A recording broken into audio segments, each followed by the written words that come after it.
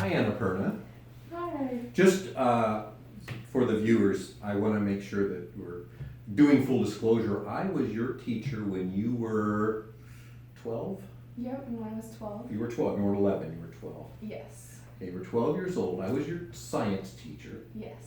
And you were in a high school class for kind of up there. What age did you graduate high school? I graduated high school when I was 13. I must have done a really good job. But it wasn't that I did a really good job. It was that, well, for one thing, you were in a program for highly gifted students that was allowing kids to move faster through the program. So, Right. so the program was set up so that was an option. Right. And you took advantage of that option. And Yes. you went off to college at 14? At 14. At 14. And graduated at? 17. 17. Oh my goodness. All right, so now you have your undergrad degree, you've been working for a while and all that. But way back when, you took the Kolbe Student Aptitude Quiz, a previous version of it, but the same. Right, same a previous version of it. Okay, so I'm kind of curious about your experience as a gifted student and also in terms of what your experience was with the results of that test that you took from Kolbe. Right, so when I was 4 years old, I had my very first IQ test at age 4. Oh, yeah, 4? Yeah. Okay, man, is that when you started first grade or what was that about? So yeah, at age 4, I was identified as gifted. And of course, being identified at such a young age, my view on intelligence is that intelligence is a skill that we usually develop, and it's not fixed, it can grow, and Okay. and it can change throughout your lifetime. So at age 4, I didn't really feel like I identified with that label of being gifted, and throughout elementary school, I was placed in self-contained classes for gifted students, Mm-hmm. and I was surrounded by other students who were also labeled as gifted, and I felt that I didn't really identify with the label of being gifted. I didn't feel that I had the major characteristics that were presented to me at the time when growing up. But however, when I did take the student aptitude quiz, an earlier version of it, and I believe in high school when I was around 12 years old, Mm-hmm. being able to have that extra level of self-awareness and being able to identify with strengths and have those strengths identified for me was very valuable, since I was able to find language that for the first time I was able to identify with, that I could relate with, and that really spoke to me personally. So, being labeled gifted, you said you didn't identify with the characteristics. What characteristics are you saying you didn't identify with?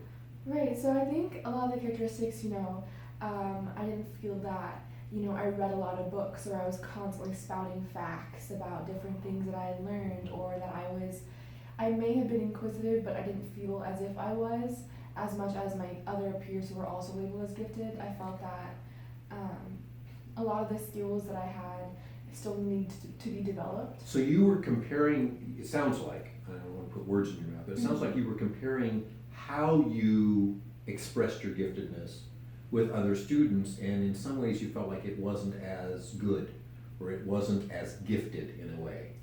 Right, exactly. So you got your youth index results, which spoke to your abilities, the abilities that you naturally use in your own process of solving problems, of creative problem solving, and taking action in the world to be successful. Right. And those results, though, sounded real to you? Yes. And you said they gave you a language to, and what do you do with that language? So you know some words about you. How does that help you?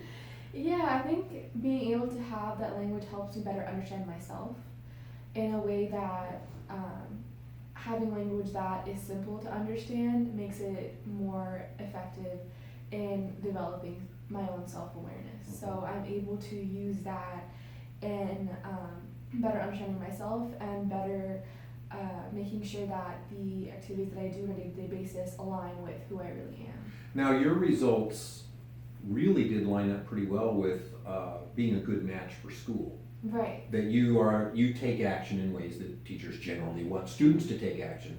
Right. So, but we still give you tips and tricks for how to do better in school. So did any of the Yes. tips and tricks you received, did any of them ring with you as like that's a helpful tip? Yes, there were definitely tips that I received through the student aptitude quiz that definitely rang true to me. There are a couple in particular that come to mind right now, but one that I can think of is it was about check your writing to see if it's formulaic and have others help you out and edit your writing to ensure that it's not as formulaic so that it flows better. So that was a tip for initiating follow-throughs, since initiating follow-throughs tend to be very systematic and plan out your sentences and organize it. I like to have like a structure for one sentence. I like to copy that structure for every single one of my sentences. Oh, I see what you're saying. Or So- every paragraph has similar structure or something, so you tend to find a pattern and stick with it. Exactly. And you need to bust out of that pattern a little bit now and then to drive interest and not make it seem like a robot wrote it. Exactly. I see. That's very interesting. Yeah. You got this when you were 12 years old. Did this help you at all in college? The results that you got way back when you were pretty young? Oh, I guess you were pretty young in college too, but did it help you as you went on through your career in education? Right, I think the main thing that did help me that I got from taking the student aptitude quiz so young was having my own strengths be validated and getting confidence in my own abilities, which I was able to receive from the student aptitude quiz, learning that my strengths as well as the strengths of my peers are all equally valued and important. And that sense of validation that I received and understanding and relatability definitely helped me going forwards in being able to maximize those strengths. So there's two things you mentioned that I would like to address. One of them was the validation, and that you felt I have abilities. You understood what they were. They rang true for you. They were validated by your own life experience. Right. So we call that, and I know you know this, but we call that self-efficacy. Right. So your belief in your abilities to take action in successful ways, to be able to be successful in the things that you do. And so would you say, even though you were being told all the time how wonderfully gifted you are, that your self-efficacy was not all that strong when you were in high school as a young student? Right, I would definitely agree with that statement. You know, I was always, I guess, by the self-contained classes that I was placed in, we were all told how gifted, how cognitively brilliant all of us were, except it never really felt that really spoke to me. That didn't really translate into a higher self-efficacy, since I remained having a lower self-efficacy throughout all my elementary school education. So getting the results actually from the student aptitude quiz helped you with Right. self-efficacy, which we know is important for things like graduation rates and success in school, GPAs and stuff.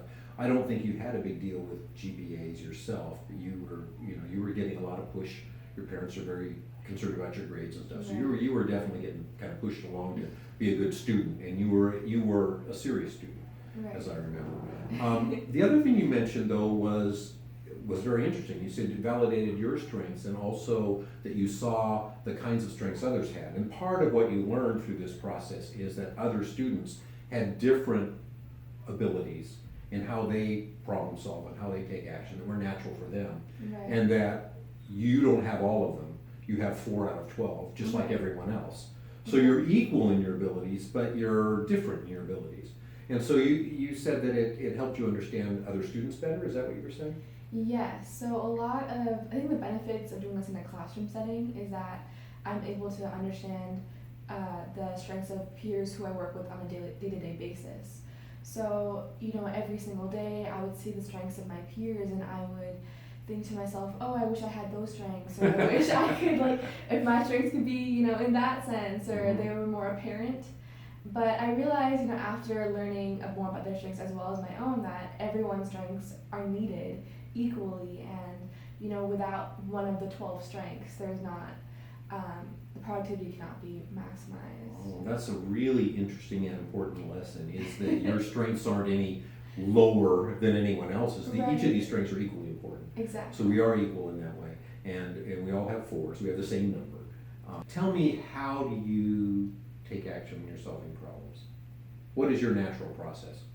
Okay, so my natural process, the first strength that I start with is initiating and follow through, which means I tend to start off by making a plan or a structure or a system. And then so this might translate to an assignment. If I'm writing an essay, I first start with my outline. Mm-hmm. So I make an outline for It something. probably translates to how you take notes Yes. and how you study. Yes. Okay, so you're very organized. You start by getting Start by organized. organized. Getting organized, getting systematic, Right. getting a process or a plan going. Okay, Right. then what do you do? So once I have that plan or a list of things, I like to tackle each item on the list. And Okay, so you said you like to, so that means you don't have to. You could do anything. I mean, I feel like anyone is capable of doing anything, Sure. but that's what most aligns with my way of taking action, is how I naturally take action and what I would need to do. Okay, so what do you need to do next? So the next thing I need to do is to research. So I like to look into, I would need to look into Okay, so you research, you gather information. Right, gather Okay. information, get background information about. Now, how deep do you go when you're exploring information? Are you like really intensely deep on specifics, or are you in the mid zone on that? I'm in the mid zone, Okay. so not too much. I think it definitely depends on the assignment, but I do like to I'm about a 6, so I would be in between. Okay, so you get pretty It's specific, pretty specific. but you yes. don't continue to probe beyond the answer. Right. When you get the answer to what you're looking for, you stop. You don't yes. go beyond it, just because you aren't done yet. There's more to find out, necessarily. Okay, then what do you do? So the next thing I do would be assessing risks. I see if look at possible solutions to see if some would need to be, are they too risky? What would provide the most stability? And sort of assess, I'm in the mid zone and quick start. So Okay. that would be the next. So you're willing to go out on a limb a little bit, but Yes. you also know to rein that in, and you don't want to do something unexpected, Right. something where the chances aren't real good that you're gonna. So you use your ability to sort of gather information. Your gathering information ability also helps you strategize, and it also Yes. helps you estimate the probabilities of things. So you are able to estimate, okay, if I do this, that's a little too risky. You're not going to go too far with that. But Right. you are open to doing things with some changes. You can modify things. Right. How late in the process are you willing to make modifications? Like right to the end, or do they have to be in place? Because you have that need for structure. So I'm wondering, at what Right. point do you say no changes, we're done, before the due date or before the exam or something like that? That's a good question. So I think I do understand, keeping that option. There should be room for change and room for possibilities. But at the same time, I do want to make sure that everything fits into my system. Mhm. So it depends on what type of change. If it's a large scale change, probably not close to some deadlines. But if it's small tweaks here and there that may help me out with that follow through, make things more organized, I would go ahead and do that. And you're able to handle with changes when they're tossed at you, as long as they don't mess up your plan too much, I'm guessing. Exactly. So changes have to both fit into my plan, Mhm. align with my plan, and also be high probability statistical and all Okay. of that Yeah. with my so fact finder. to be able to be successful. Right. All right. So what's the last thing you do? So the last thing I do would be to visualize solutions. Mm-hmm. Okay. So how does that in school? How does that play out? So you've got this project you need to do. So what do you do in terms of visualizing at the end? So this one's a bit more difficult to answer since it's not as apparent if it's Because it's visualizing, it seems to be in your head. right. I think for the examples that come to mind are mainly when I'm looking at how to convey my presentations or projects. I tend to visualize as I'm conveying it, or tend to see things in my head about how things will play out. So I if have this a is better idea. I'm sorry, go ahead and say that again. So I tend to visualize how things will play out, so I have a better idea going into it. Okay, and if this was a team project, would you delegate or try to push off any kind of physical demonstration, poster making and stuff on someone else, or would you tend to do that? A lot of the physical construction and all that, I would definitely feel that it'd be better if other students Okay. would Okay, initiate because the that's your, learning you're not tactile in the way that you Right. explore things. It's the very last place you go, and therefore not likely to be of high quality if it's to be delivered at the end, if you don't get to it till near the Right. end of the project anyway. I've learned a lot talking with you about how you do this, and I want to go back to you said a person could do anything. Right. I don't know that everybody could do anything, but Well, I do believe we're yes. capable of much, much more than we realize. So I will agree with you there. That. I love that. So what is your sense that if you take this natural way you do things and you do things in a way that's not like that, that's counter to that? For example, if you have something you need to deliver and you don't have access to information, if it is something where you don't have, it's urgent, you don't have time to develop a plan or a structure really to your level of satisfaction, but it's asking you to brainstorm, come up with some great alternatives, it's asking you to basically take some risks, which you say you're kind of in mid-zone in.